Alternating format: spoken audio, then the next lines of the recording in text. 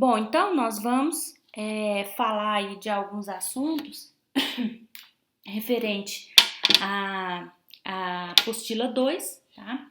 Nós vamos passar, assim, de uma maneira bem rápida sobre todos os módulos, tá? Então a gente vai comentar algumas coisas aí do módulo 8, 9, 10, 11, 12, 13 e 14. Então, tem que ser algo bem superficial, mas justamente só para refrescar a memória de vocês, trazer à tona alguma coisa que tenha ficado dúvida, né? E para a gente poder estar finalizando esse período aí de revisão. Então vamos lá. O módulo 8 ele vai falar sobre os primeiros habitantes do território brasileiro. Então lá, alguns assuntos assim mais de destaque é falar sobre os vestígios mais antigos, né, que foram encontrados aqui no Brasil, e aí a gente pode destacar lá o crânio, né, que recebeu o nome aí de Luzia, lá em Lagoa Santa, em Minas Gerais. Nós podemos destacar também a Serra da Capivara, onde tem algumas inscrições rupestres muito importantes, né? Até na imagem que eu trouxe aí para vocês tem um desenho, né, rupestre. Lá fala também nesse módulo sobre os mitos, né, as fantasias, na verdade, as tentativas de explicar a origem do mundo, né? Antes que a ciência pudesse trazer algum esclarecimento, as pessoas criavam essas histórias para tentar entender, né? Tentar explicar como que o mundo foi criado, como que as coisas aconteceram. Então, os mitos são relatos fantásticos, né? Dentro aí da tradição oral. E lá a gente pôde perceber também a questão das pessoas que viviam aqui, que elas eram nômades, viviam da coleta, né, e da caça, que uma outra coisa importante também que foi encontrada e que serve de fonte histórica são os sambaqueiros, tá, que também é chamado de civilização das conchas. Algumas informações referente aí aos povos da Amazônia, né, que viviam ali, e aí a gente pode destacar a questão do sedentarismo, né, que eles viviam muito tempo no mesmo lugar e que seu desaparecimento vai se dar ali por volta de 1000 anos atrás, né. E uma outra coisa importante também que é trabalhado no módulo é que quando os portugueses chegaram aqui, né, eles encontraram povos muito diferentes um do outro, com línguas diferentes, com formas de vida bem diferenciadas. Então é importante destacar que os indígenas brasileiros, eles não eram um único povo, mas sim diversos povos com tradições, com língua, com cultura diferente, tá? Bom, além disso, no módulo. Tá. Eu trouxe aí para vocês, né, esse mapa que mostra os caminhos as possibilidades, né, da chegada humana aqui na América. Então, tanto tem a teoria aí do Estreito de Bering, né, como a teoria também da navegação.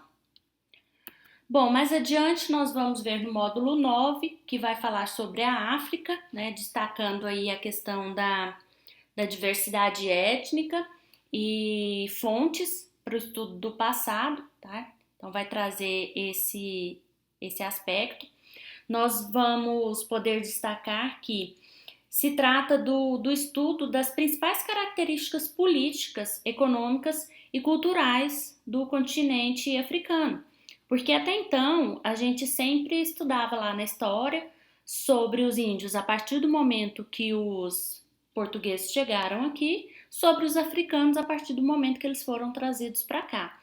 E estudávamos muito a fundo a questão da história europeia, né? Mas hoje não, hoje a gente precisa buscar conhecer a nossa origem de todos os lugares, né? Então, por isso o destaque aí desses aspectos culturais político e econômico da África que influenciou o que nós somos hoje. Tá?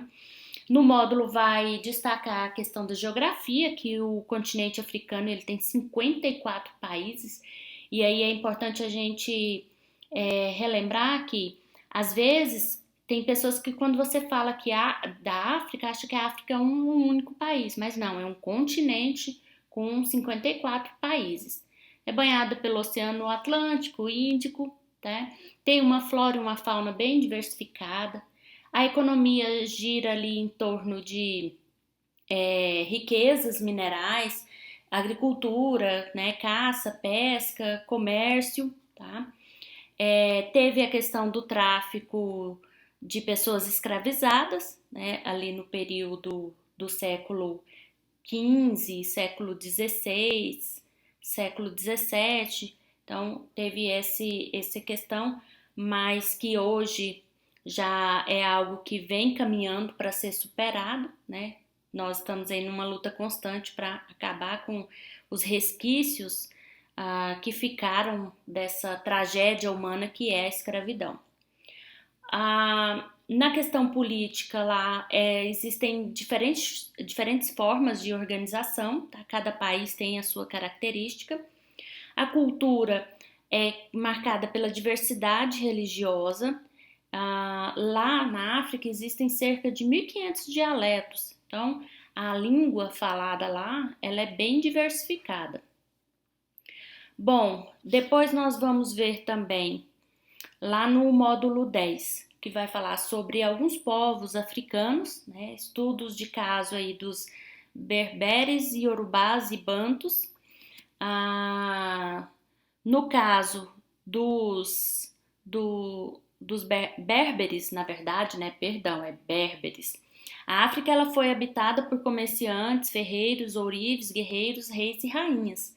Então, às vezes a gente fala de África e só lembra, né, da escravidão, mas não. Lá existia toda uma estrutura, uma organização, né, muito além do que a gente às vezes imaginava. Algumas civilizações são conhecidas desde o século IV como a primeira dinastia de Gana. Tá? Dentre os primeiros povos da África podemos destacar os berberes e os bantus. Os berberes eram nômades e viviam em caravanas que cortavam o deserto do Saara. Aí tem também a questão dos iorubás e os bantus, né? Iorubás eles eram ali da região do Golfo do Guiné. Tem uma cultura baseada na oralidade, então não praticavam a questão da escrita, né? As coisas eram passadas de uma pessoa para outra. Até hoje eles possuem uma forte ligação com o Brasil, ligado à língua, à cultura, à culinária, tá? E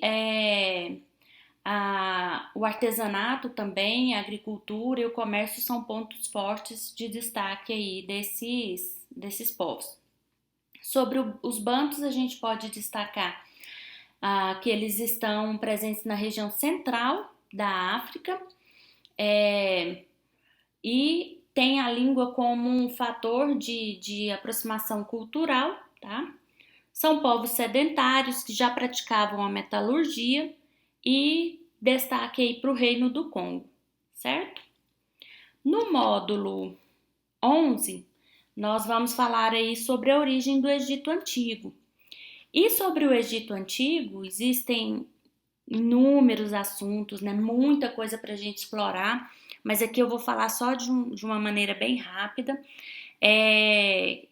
Lá no Egito, acredita-se que eles viveram, né, essa civilização aí por volta de 5.000 anos antes de Cristo, na região nordeste da África, tá? Na primeira fase era dividido em Alto Antigo e Baixo, aliás, nossa, Alto Antigo, olha, misturei tudo agora. Alto Egito e Baixo Egito, tá? O Alto Egito era a região sul, o Baixo Egito a região norte. Nesse local, depois, houve a unificação entre os povos e eles passaram a ficar sob o domínio de um único rei, que lá no caso se chama Faraó. O Rio Nilo é um um recurso natural importantíssimo para a existência dessa civilização, juntamente com a ação humana, né? Porque só o rio ali, ele não seria capaz de permitir que as pessoas vivessem da forma, com a qualidade de vida que eles viviam, se não houvessem as pessoas que criassem, que inovassem, que desenvolvessem técnicas como, por exemplo, a canalização de água, né? Processos aí na irrigação. Nos aspectos sociais e econômicos da sociedade, então nós tínhamos ali uma pirâmide social onde no topo estava o faraó, sua família, os nobres, sacerdotes, né? E depois você vai vendo ali os grupos mais abaixo na pirâmide social, que seriam os camponeses e, por fim, os escravos. No aspecto econômico, eles viviam em torno ali da agricultura e do comércio. Tinha também o artesanato, né? Os artesãos fabricavam ali vários objetos, como joias, esculturas, pinturas, tá? E um fator que possibilitou aí a descoberta de tantas informações sobre o Egito, eu até falei isso com vocês, foi a Pedra de Roseta, que foi uma pedra encontrada numa expedição organizada pelo Napoleão Bonaparte e que continha o mesmo texto escrito em 3 línguas diferentes. Um era o hieróglifo, né, que ainda era desconhecido, mas tinha o grego, que já havia aí o conhecimento dessa língua. Então, com a comparação foi possível decifrar e compreender muitos outros textos que foram localizados depois. Sobre a religião, eles eram politeístas, acreditavam em deuses, né, tanto com forma humana quanto com forma animal. Uma coisa de destaque também é a mumificação. Então, eles acreditavam que quando a pessoa morresse, a alma, né, voltaria e que era necessário que o corpo permanecesse apto, né, para quando a pessoa voltasse. Então, eles se destacaram também na matemática, né, fizeram importantes descobertas na área da medicina. De maneira geral, o Egito, é lógico, tem inúmeras outras coisas para explorar, mas foram algumas coisas, assim, só mesmo para dar essa pincelada e refrescar a memória de vocês. Sobre a civilização dos hebreus e fenícios, lá no módulo 12, nós vimos que os hebreus vai ter a característica de ser um povo monoteísta, que acreditava em um único Deus, tem origem lá de Abraão, tá? Que recebeu aí a promessa de Deus, né, de conduzir o povo e formar uma grande nação. Esse povo sai em busca da terra prometida, que é a terra de Canaã, onde hoje fica ali a região da Palestina, no Oriente Médio. E nessa peregrinação eles chegam em Canaã, acabam encontrando com outros povos, entrando em atrito e eles se dirigem para o Egito. E chegando lá, por um tempo eles ficam lá numa boa, mas acabam sendo escravizados. Depois de uma profecia fala que haveria alguém, né, um salvador, que iria conduzir o povo, tirar eles daquela situação de escravidão e levar eles de volta para a terra prometida. Aí é onde entra a figura de Moisés, né? Ele vai ter uma influência muito grande e uma coisa de destaque é que a gente percebe a história do povo hebreu se misturando muito com questões religiosas, abordagens religiosas que a gente encontra na Bíblia, e a Bíblia sendo aí como uma fonte histórica, né? Traz várias informações sobre esses povos. Vale destacar que eles tinham uma organização familiar, eles eram pastores, né, e agricultores, e depois passa a se estabelecer ali com os reinados, reis importantes como Davi, Salomão, tá? Então essas são algumas questões aí de destaque sobre os hebreus. Sobre os fenícios, nós podemos destacar que os fenícios eles têm como principal característica o domínio da navegação e a comercialização de mercadorias. Então, como eles viviam numa região onde hoje é o atual Líbano, eles tinham acesso ao mar e acabaram desenvolvendo técnicas importantes de navegação e eles conseguiam viajar para vários lugares comprando e vendendo mercadoria. Então, do ponto de vista econômico, né, o destaque é a navegação e o comércio. Eles eram politeístas, acreditavam aí em vários deuses, e por ser uma região muito importante e bastante disputada, então eles acabaram sendo tiveram seu território ocupado, né? Eles foram dominados por outros povos, mas deixaram aí como legado principalmente a escrita. A nossa escrita é baseada, né, lá nos primórdios da escrita fenícia, tá? Então é importante a gente destacar isso aí. Bom, depois nós vamos ver lá no módulo 13 e 14, que vai falar da Grécia Antiga. A Grécia Antiga, ela é dividida em 4 períodos. Tem o período homérico, tá?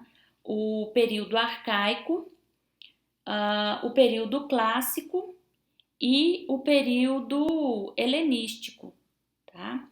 Bom, nesse contexto, a gente vai ver que a história da Grécia ela é muito intensa, né? Muitas coisas, muitas informações, mas de uma maneira geral a gente pode destacar aqui. A Grécia ela foi muito importante para a nossa cultura, para que nós sejamos, né, o que nós somos hoje. Por quê? Porque ela teve uma influência muito grande ali no território europeu, né? Então nós temos uma origem europeia a partir dos portugueses, né? Então eles tinham vários elementos que eles já traziam e transferiram aqui para nós. Então por isso esse destaque aí para a Grécia Antiga. Depois a gente vai estudar também a Roma Antiga, a gente vai ver que tem muitas coisas próximas de nós. Mas sobre a Grécia, vale destacar que lá é o berço da democracia, onde politicamente vai surgir, num primeiro momento, né, essa ideia de que o povo deve participar da política, mas aí só deixando claro que quando se fala povo, nós não estamos falando da população de maneira geral, nós estamos falando dos cidadãos. E nesse contexto, os cidadãos eram quem? Eram homens, né, com uma condição financeira melhor e que era quem podia participar ali da vida política da sociedade. Então não era toda a população. A mulher, né, às vezes o escravo, pessoas em condição financeira, social mais inferior, ele não era tido como cidadão, então ele também não participava ali da vida política. Bom, nós podemos destacar aí as 2 cidades que têm maior influência nessa época, que é Esparta e Atenas. Esparta tem características mais voltadas para a guerra, formação de soldados, né, um exército forte. A Atenas já é mais voltada para o aspecto da educação, da formação intelectual, mas isso não significa, né, que num lugar era totalmente de um jeito, né? Por exemplo, em Esparta tinha o exército forte, mas é lógico, também tinha um grau de instrução das pessoas. Assim como em Atenas havia esse enfoque para a educação, mas eles também tinham soldados. Então a gente está falando aqui de algo que tinha um peso maior, que se destacava na sociedade. Bom, além disso, nós podemos dizer também que o papel da mulher, tá? A mulher ela não tinha uma atuação direta na vida política, mas em Esparta ela tinha um espaço, né, para poder participar, não ativamente, mas ali como coadjuvante. Nossa, quase que eu dei um nó na língua agora, hein? Foi mal. Então ela tinha um papel ali coadjuvante, mas ela era muito mais ativa na cidade de Esparta, né? Ela tinha mais espaço do que a mulher ateniense. Podemos destacar aí algumas guerras que interferiram bastante nesse contexto grego, que foi as guerras médicas entre Atenas e Esparta, tá? Depois tem também a Guerra do Peloponeso, que devido a um conflito entre Esparta, Tebas, Corinto e Atenas, eles acabam travando ali um conflito e vai haver o fim de uma hegemonia ateniense, né, do mundo grego. Atenas perde força e também a invasão da Macedônia, que inicia aí o período helenístico, né, a ascensão de Alexandre o Grande e a expansão da cultura grega em vários lugares da Europa. E isso faz com que a cultura grega esteja acessível, né, a muitas pessoas. E isso acaba marcando a história de uma maneira geral, não só a história europeia, mas também a história mundial. Tá bom? Olha, eu espero que tenha ajudado vocês a refrescar a memória aí referente a alguns assuntos. Qualquer dúvida, podem entrar em contato.